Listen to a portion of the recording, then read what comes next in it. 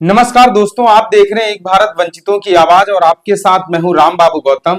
बात मुख्तार अंसारी की। उम्र 63, मुकदमे 65, जिसमें आजीवन कारावास से लेकर के गैंगस्टर एक्ट तक के मुकदमे और उनमें मुख्तार अंसारी को सजा हुई।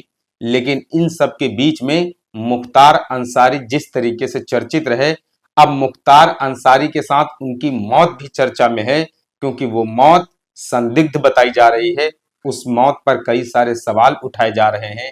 उस मौत को साजिश बताया जा रहा है। मुख्तार अंसारी की मौत पर तरह तरह के सवाल उठाए जा रहे हैं और आज उन्हीं सवालों में से कुछ सवाल मैं आपके बीच में लेकर के आया हूं। 65 मुकदमे मुख्तार अंसारी के ऊपर कुल दर्ज हुए और उनमें से कई मुकदमों में मुख्तार अंसारी को दोषी भी पाया गया। लेकिन सबसे बड़ा सवाल ये उठ रहा है कि मुख्तार अंसारी की आखिर मौत कैसे हुई। जिस तरीके से जेल में मुख्तार अंसारी की तबीयत बिगड़ी और मुख्तार अंसारी ने कई सारे आरोप लगाए, अपने बड़े भाई अफजाल अंसारी को कई सारी बातें बताई और उसके बाद उनके बड़े भाई अफजाल अंसारी ने मीडिया के सामने आकर के उन बातों को बताया और वो दावा कर रहे हैं कि उनके पास बहुत सारे सबूत हैं। तो इन सब के बीच में कहीं ना कहीं बहुत सारे सवाल उठ रहे हैं कि आखिर मुख्तार अंसारी की मौत के पीछे सबसे बड़ी साजिश किसने रची।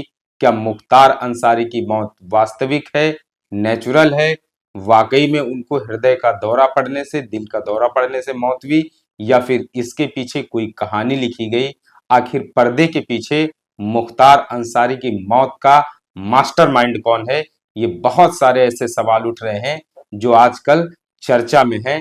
क्योंकि चर्चा इसलिए हो रही है, उत्तर प्रदेश में लोकसभा का चुनाव चल रहा है।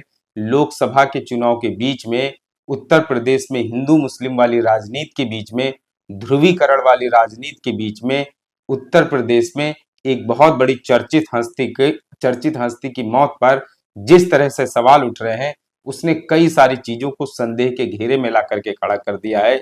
मुख्तार अंसारी की मौत कोई सामान्य मौत नहीं है। मुख्तार अंसारी कोई सामान्य व्यक्ति नहीं थे।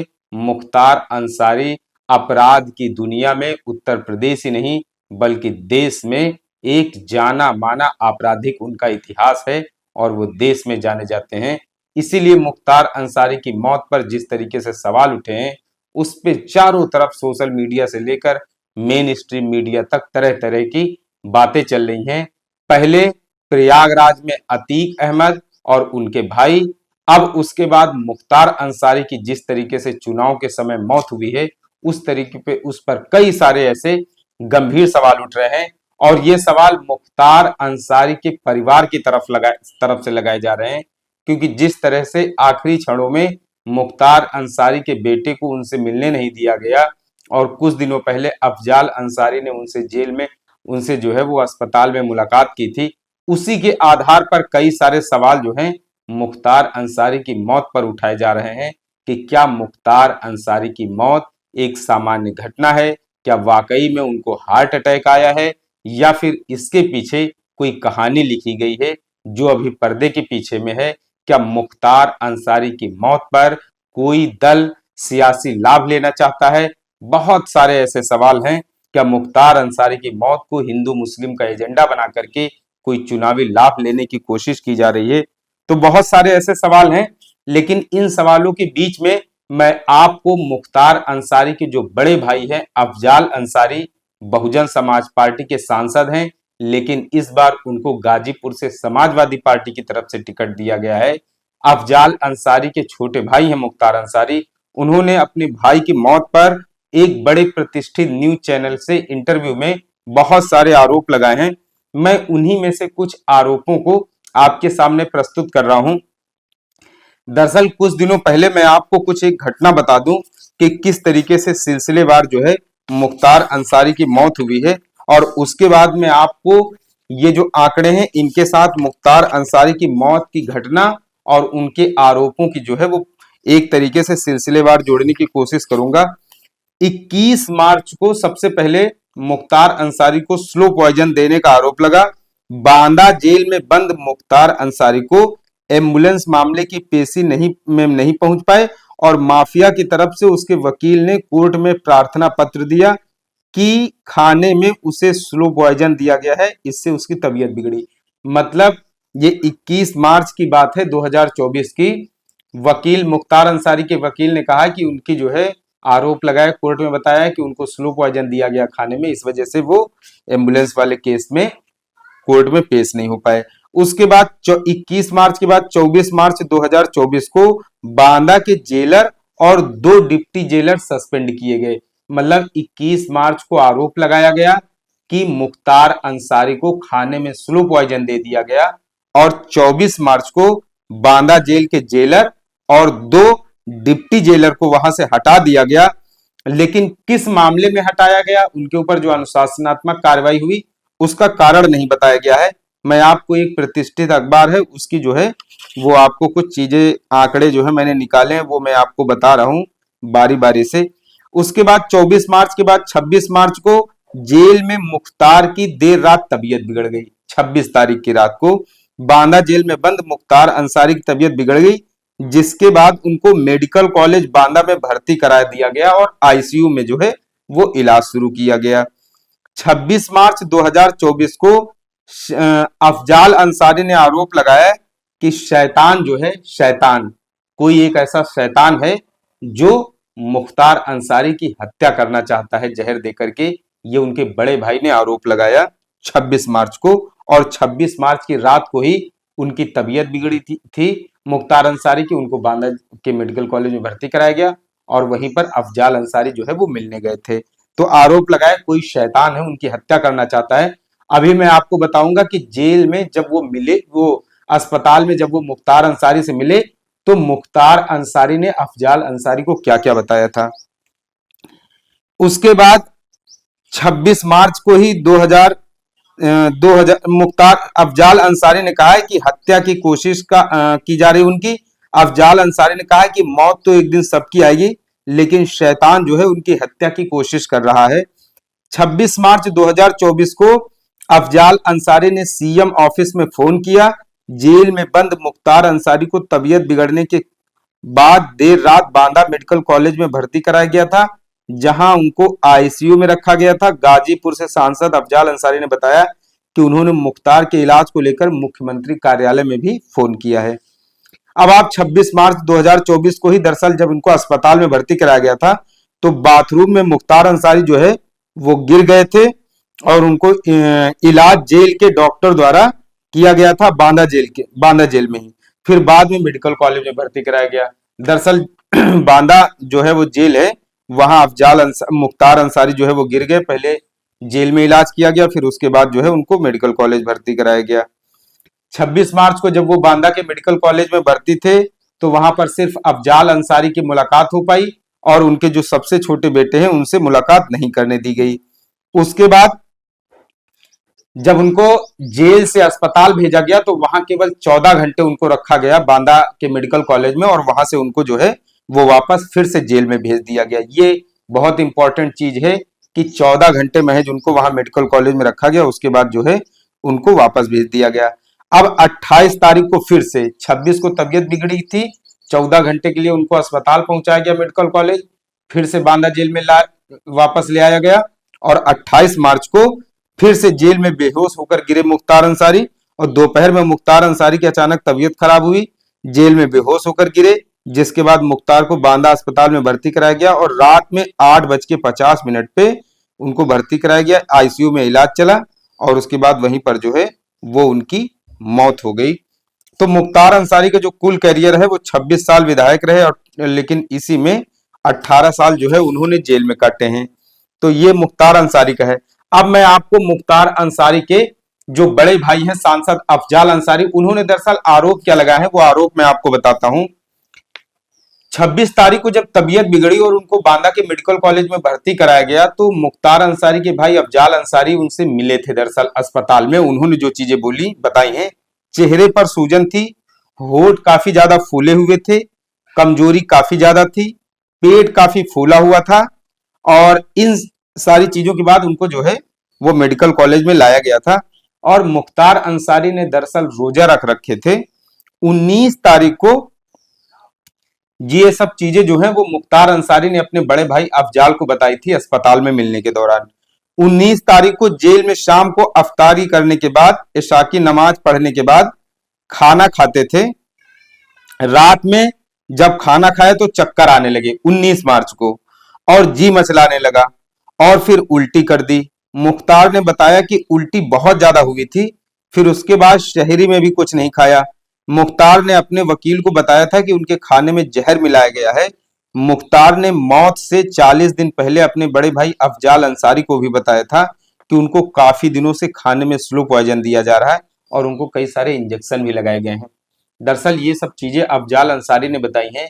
अफजाल अंसारी का कहना है कि उनको जो है, उनके भाई ने उनको फोन पे भी उनकी बातचीत हुई थी और 40 दिनों पहले से ही उनको जो है वो खाने में स्लो पॉइजन धीरे धीरे उनको जो है दिया जा रहा था। उसी के बाद लगातार जो है उनका स्वास्थ्य गिरता चला जा रहा था।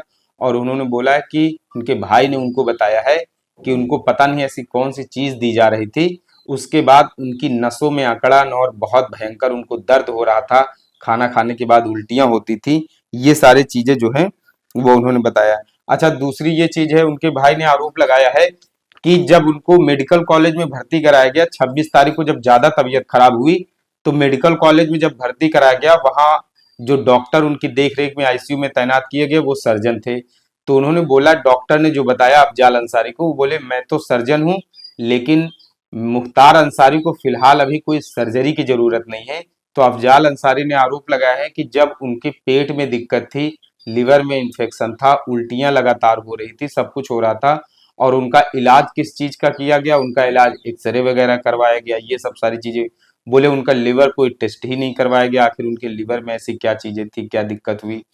तो मुख्तार अंसारी के बड़े भाई अफजाल अंसारी ने आरोप लगाया है कि उनके भाई को स्लो पॉइजन दिया गया है खाने में, जिसके बारे में उन्होंने कई बार मीडिया में भी आकर के कही।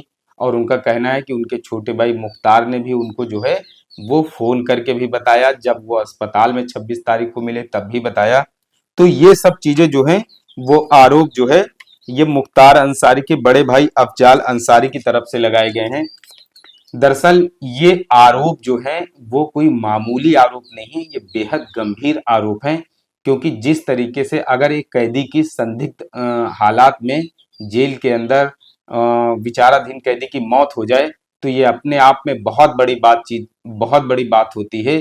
क्योंकि जो कैदी होता है वो प्रशासनिक जो है अमले के उसमें देख रेख में होता है, सारी चीजें वहां पर होती हैं। लेकिन अगर इस तरीके से कैदियों की संदिग्ध हालत में मौत होने लगेगी, तो इससे कहीं ना कहीं जो है वो सिस्टम पे बहुत सारे सवाल उठने शुरू हो जाएंगे। 2005 में हमको आपको सबको मालूम है, एक बड़ा मशहूर कृष्णानंद राय हत्याकांड हुआ था। बीजेपी की जो विधायक की हत्या हो गई थी, उनके 5 साथी भी साथ में थे। तो उसी के बाद से उसमें आरोप लगा कि मुख्तार अंसारी जो है उसमें संलिप्तता थी मुख्तार अंसारी की।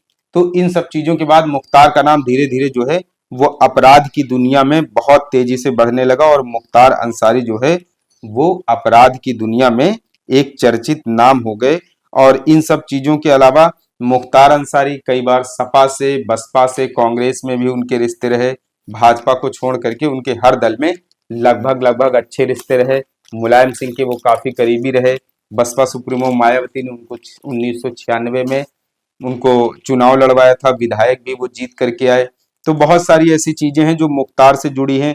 मुख्तार के बारे में कहा जाता है कि वो रेलवे से लेकर के नगर निगम से लेकर के बहुत सारे ऐसे सरकारी विभाग है जहां पर ठेके दिलाने में वो अपनी अहम भूमिका निभाते थे। इन सब के अलावा कहते हैं कि कई सारे जो विवादित जमीनें हैं उनके निपटारे भी मुख्तार अंसारी जो है वो करवाया करते थे, उनमें भी वो उन्होंने काफी पैसा वैसा कमाया। इसके अलावा कई शहरों में, लखनऊ के अलावा कई शहरों में उन्होंने संपत्तियां, अपना साम्राज्य खड़ा किया। तो ये सब तो खैर उनका आपराधिक इतिहास है मुख्तार अंसारी का। लेकिन सबसे बड़ी चीज ये है, हम जिस चीज को लेकर के डिस्कस कर रहे हैं कि मुख्तार अंसारी की मौत के पीछे दरअसल असली किरदार किसका है, असली कहानी किसने लिखी। मुख्तार अंसारी की जो मौत है ये नेचुरल डेथ है, ये वास्तविकता में उनको हार्ट अटैक आया है, या फिर मुख्तार की मौत के पीछे कोई बहुत बड़ा मास्टरमाइंड है। चुनाव के पहले कहीं ऐसा तो नहीं कोई हिंदू मुस्लिम एजेंडा सेट करने के लिए कोई ताना बाना बुना गया हो। इसलिए मुख्तार की मौत को की जो खबर है ये कोई मामूली, कोई साधारण खबर नहीं है, ये बहुत बड़ी खबर है। और मुख्तार की मौत जो है वो कहीं न कहीं उत्तर प्रदेश में जो लोकसभा का चुनाव हो रहा है, ये भी बहुत ज़्यादा प्रभावित हो सकता है। और इन सब के अलावा पूर्वांचल में मुख्तार अंसारी का अच्छा खासा दबदबा था, अच्छी खासी हनक मानी जाती है। इन सब के अलावा जो है सवाल लेकिन फिर भी उठ रहे हैं कि आखिर मुख्तार अंसारी के जिस तरीके से बड़े भाई ने अफजाल अंसारी ने ये सब आरोप लगाए हैं, इन आरोपों के पीछे कितनी सच्चाई है और ये जो मुख्तार अंसारी की मौत हुई है, इसकी असली कहानी क्या है, सच्चाई क्या है। तो ये सब चीजें तभी सामने आ पाएंगी जब इस मामले में कोई निष्पक्ष जांच होगी, चीजें सामने आएंगी। क्योंकि जब तक जांच इसकी जो है वो गहनता से बारीकी से नहीं होगी, तब तक जो है वो सच क्या है वो सामने नहीं आ पाएगा। और लोगों में इस चीज को जानने को लेकर के बड़ी जिज्ञासा है कि मुख्तार अंसारी की मौत आखिर कैसे हुई, हार्ट अटैक से हुई या फिर लगातार परिवार जो आरोप लगा रहा है कि उनको जहर दे करके मारा गया, स्लो पॉइजन दिया गया खाने में। और उनके भाई अफजाल अंसारी ने एक शब्द इस्तेमाल किया कि कोई शैतान जो है वो उनकी हत्या करना चाहता है। तो आखिर ये शैतान कौन है, ये शैतान कहाँ रहता है, इस शैतान का कितना शातिर दिमाग है, इस शैतान ने जेल तक अपनी पहुंच कैसे बनाई, और ये शैतान क्या वहां पर बांदा में जो जिला प्रशासन है उससे मिला हुआ था, और क्या बांदा में जिला प्रशासन की मर्जी के खिलाफ मुख्तार अंसारी की मौत हुई है। क्योंकि बांदा के जो जेल के जेलर और 2 डिप्टी जेलर जो हटाए गए हैं, उसके अभी तक जो है उसका स्पष्टीकरण नहीं आ पाया कि उनको हटाया किस लिए गया है। तो कहीं ऐसा तो नहीं कि शैतान बहुत ज्यादा शातिर था और वो अपने मकसद में कामयाब हो चुका था, उसके बाद जो है शासन प्रशासन को खबर लग पाई, उसके बाद आनन फानन में जो है वो जेलर और डिप्टी जेलर को हटाया गया, लेकिन तब तक बहुत देर हो चुकी थी। तो बहुत सारे ऐसे सवाल हैं कि आखिर मुख्तार अंसारी के बड़े भाई अफजाल अंसारी जिस शैतान का जिक्र कर रहे हैं, वो शैतान कौन है, कितना ताकतवर है और उसका असली मकसद क्या है। उसका मकसद सिर्फ मुख्तार की मौत है या फिर चुनाव में हिंदू मुस्लिम करा करके कोई सियासी लाभ लेना है। बहुत सारे ऐसे सवाल हैं और ये सवाल तभी सामने आ पाएंगे अगर इस मामले की, मुख्तार की मौत के मामले की सही तरीके से बारीकी से कोई आयोग बना करके, कोई अच्छी टीम गठित करके इसकी जांच की जाए। उसके बाद जो है वो दूध का दूध और पानी का पानी हो पाएगा। तो ये सब बहुत सारी ऐसी चीजें हैं जो सुर्खियों में है। देखना है कि सच क्या है, सामने कब आएगा और इस मामले में कैसे जांच होती है और उसके बाद जो है चीजें कैसे बाहर निकल के आती हैं। तो आपको ये एनालिसिस और विश्लेषण कैसा लगा, इसके बारे में आप हमें अपने कमेंट और सुझाव करके जरूर दें। आपसे अपील है कि आप एक भारत को शेयर और सब्सक्राइब भी करते रहें, जिससे कि शोषितों, पीड़ितों और वंचितों की आवाज को सत्ता के शीर्ष तक पहुंचाया जा सके। धन्यवाद।